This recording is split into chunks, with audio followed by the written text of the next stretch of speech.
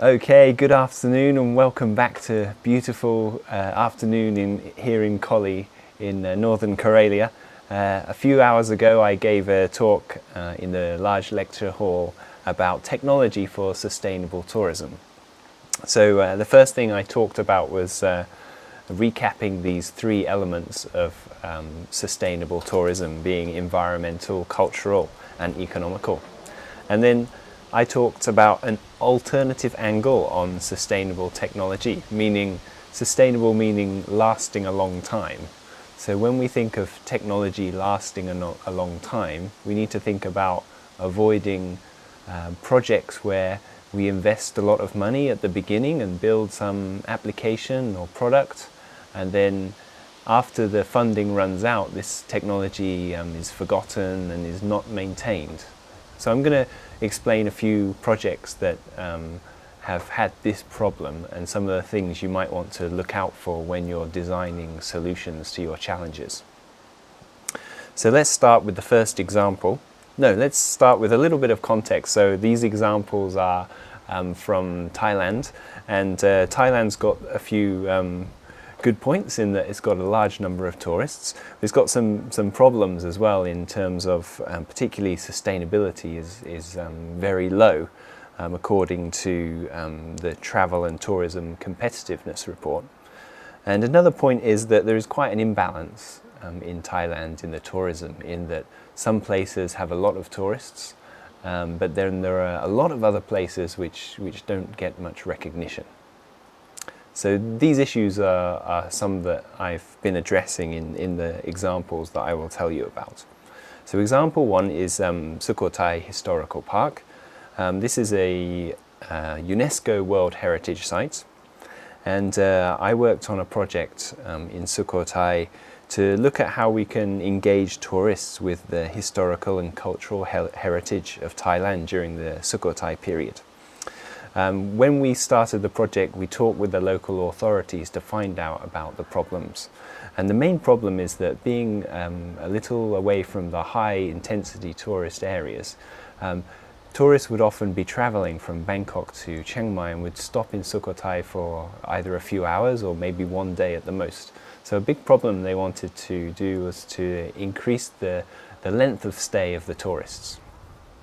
So one thing we did was to create a mobile adventure game, and this involved many puzzles and activities based at different locations around the historical park, and we tried to involve local stakeholders, for example restaurants with specific Sukhothai style noodles and pottery and wood carving places that were interesting things in the local area, but the typical tourist was not aware that these things were happening.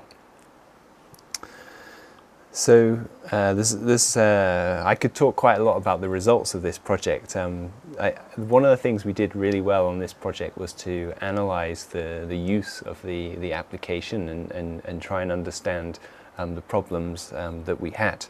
And this kind of led to other applications and us building a platform.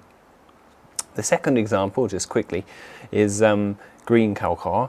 This was a kind of completely different project where I started with the stakeholders wanting to create a mobile application, but we didn't build a mobile application because we didn't think it was relevant here. The problems were that the tourists were mainly going to a few key spots, but were missing a lot of other attractions that were in this area. So we created a small TV box out of a Raspberry Pi, and we gave these out to cafes, restaurants and any locations that had a TV. And this TV box was showing a slideshow of images from Instagram, and tourists could post their own images with a hashtag, and these would show up on the TVs. The main idea behind this was we were trying to encourage tourists to share information about the other locations so that all the tourists in the area could see what was going on at lots of different places at once. The third example is called Sap Paper Farm. This is a craft paper farm near Chiang Mai, And the problems they had here is that in the rainy season there was no paper making going on at all, and also a lot of the people that were making the paper spoke no English. So the solution that we came up with here was to build an AR game so that they could learn about the paper making process, and no matter what time of year they came, they could still make use of their trip. Okay, those were the three examples.